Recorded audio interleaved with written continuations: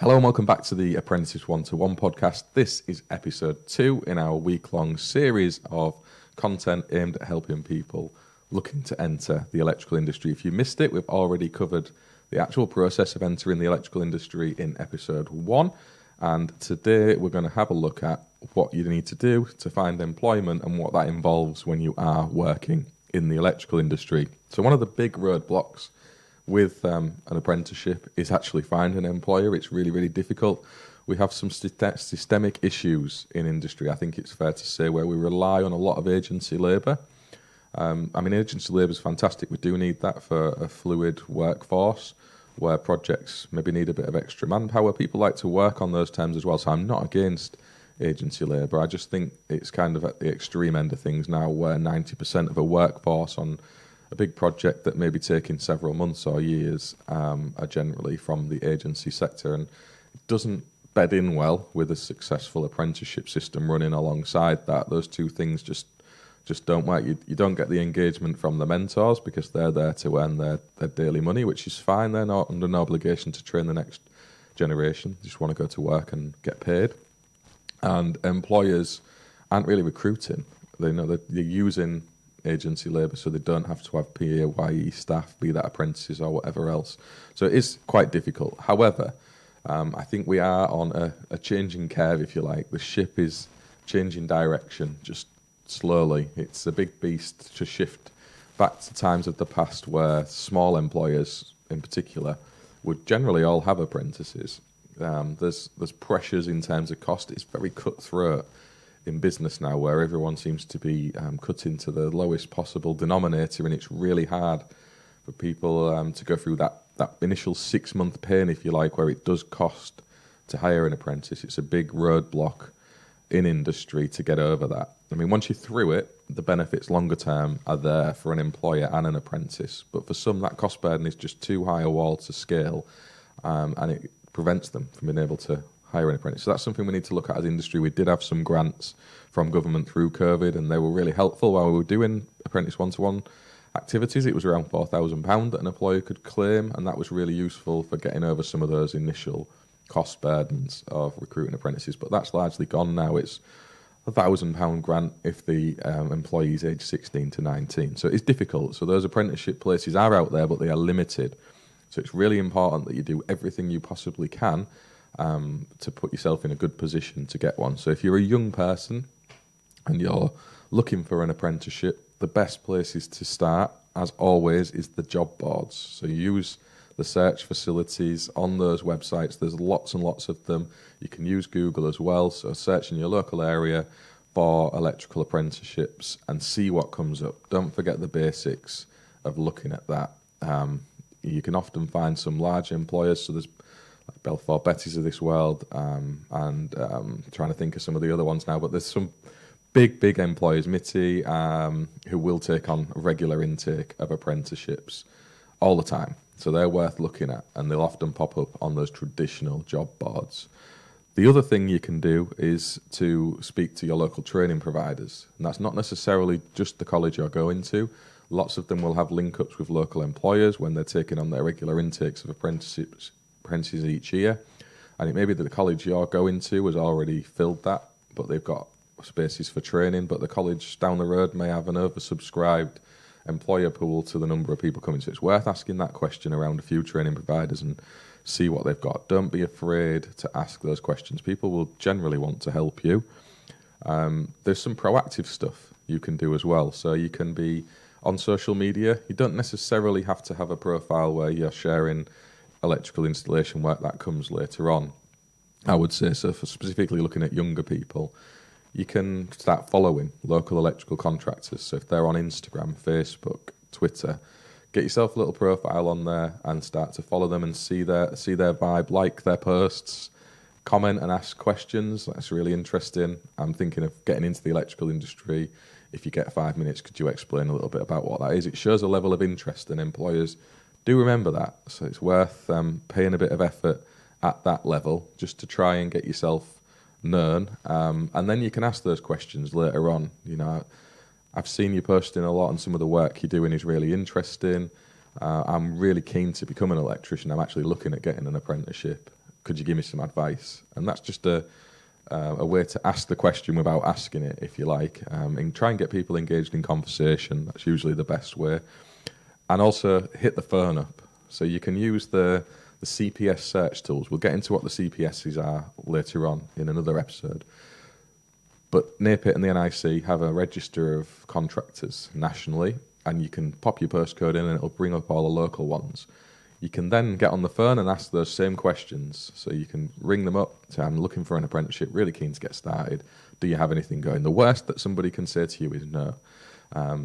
So don't be afraid of doing that. Making that effort, self-responsibility, if you like, as a young person will really help you stand out. You can also have a CV made up. It's traditional. Some employers still really, really like that. It's always worth having, and you can take that into your local wholesalers. So go around the local area. Again, you can search on Google, electrical wholesalers. You'll have the big ones, your Edmondsons, your Rexels, your CEFs, and small independents, and see if they will take in your CV. Explain your circumstances to the people on the counter. Most people are really, really super duper helpful and will want to be able to, give you a bit of a level up if they can. So leave a CV with them. So if you know of any electricians who are taking on an apprentice or even an opportunity just for some work experience, I'd be really keen. Could you give my CV out to them? All my details are on there. And 9 times out of 10, they'll do that for you. So don't be afraid of putting yourself out there and asking those questions. And these things apply to retrainees as well. So we're looking at apprenticeships. Obviously, with the college side of things, it's difficult because generally they're working with someone over a 4-year period. But the social side of stuff and the CPS list and the trade counters, and certainly as an older retrainee, your social profile could be set out in a way demonstrating some of your work. You may have some work experience. You may have done a few bits and pieces at home.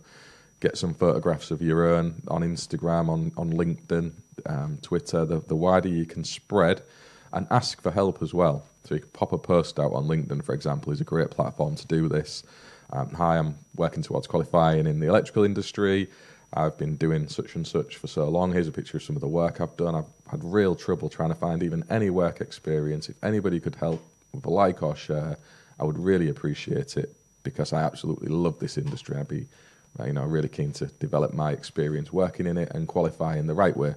And you only really need one person who's got a bit of a following to see that and like it and share it, and all of a sudden these posts can spread. I've seen them really blow up on LinkedIn with loads of opportunities for people to go and get work.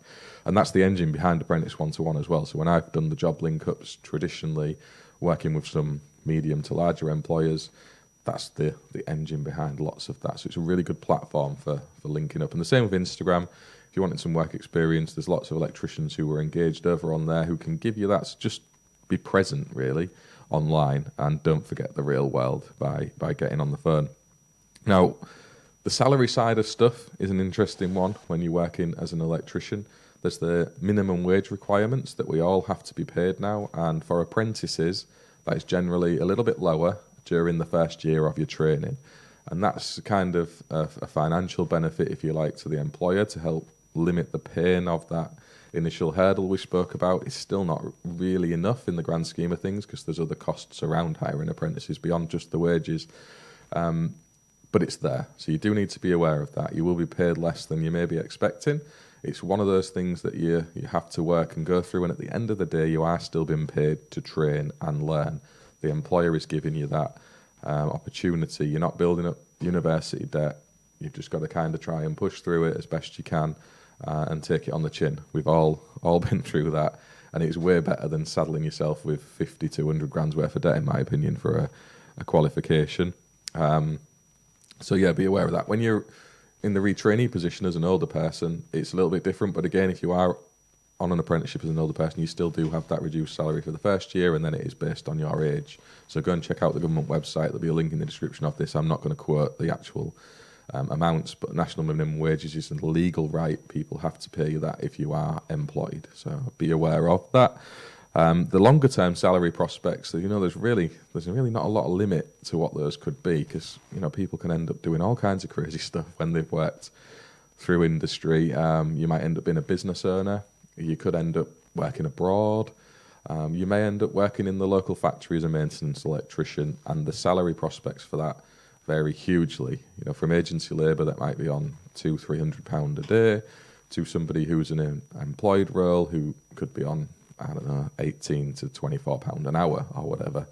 And if you go into the world of business ownership, you just have to look at some of the people who share their stories online. So there's Sam from Oval, who's got his big business he's built up for himself now, doing really well. There's Jordan from Artisan. Some of the YouTubers are out there, so Nick Bundy and such often share their financial data, so you can go off and see what's possible. And then there's some of the really successful business owners I'm aware of. So there's Mr. Bridgman, who comes on this podcast on occasion and has his own, and he's got a successful company. He was once an electrician, just like all the rest of us, and he's now sat owning a very successful company working in the railway sector. So the opportunities are endless. They really are. But the base salary you're sort of looking at between, I'd say, 40 and £55,000 a year or so when you're qualified, depending on where you work in the country. Geographically, it's very different. Up in the north, the salaries are lower. And while you're going through that curve of training, they'll be lower as well. So it's not a case of you finish your apprenticeship and you go on to £45,000 a year. That's not how it works. You may spend 5-10 years slowly working up towards that for when you would be considered fully industry qualified, if you like, with the experience and the scars that you need to be able to work in your own right competently day to day. So it is a long journey sometimes. I'd say once you're first out of your time, you're realistically looking at sort of 25, 35,000 a year-ish, and then it just scales up over the course of time. That's just the way it is in most employed roles, isn't it? It goes like that. The more experienced you get, the more value you have to your employer, and thus the more you need to be paid. So I think we've just overshot our time there on that little 10-minute segment, but I did just want to set that out, how you would find employment, trying to stand out and set yourself apart, and some of the salary prospects in the near and long term. We won't go on endlessly about it because it's pretty straightforward and simple at the end of the day. And it all boils down to attitude. I cannot emphasise enough how much attitude counts to an employer. And when you first are setting out into industry, be whatever you do, your qualifications, obviously we spoke about that in the first episode, you do need them as an entry point to industry, but they're here and there at that stage. It's all about attitude. So good, confident attitude and set yourself out in the right way goes a very long way. We'll end that one there. If you've got any questions, as always, drop them in below. I'll do my best to answer, and there is the team of those who help with Apprentice 1-to-1 who will be able to give the right answers when I probably give the wrong ones. So I'll get those people involved around all of the discussion, if there is any, alongside this episode as well. Let's see what we've got tomorrow on our journey through National Apprenticeship Week, where the theme is Skills for Life. So you've been listening to the Apprentice 1-to-1 podcast, and a huge shout out to our supporters and sponsors, and they are Team IMD, which is Proteus, Tamlex, Centaur, M2 and others in that group, LK Energy Switches and Controls, Modexsoft Electrical OM, Klein Tools and Superrod, Test Instrument Solutions, aka TIS, and the Installer Trades Installer Show group. We massively appreciate that support, and thank you very much. We hope you enjoyed this week's show.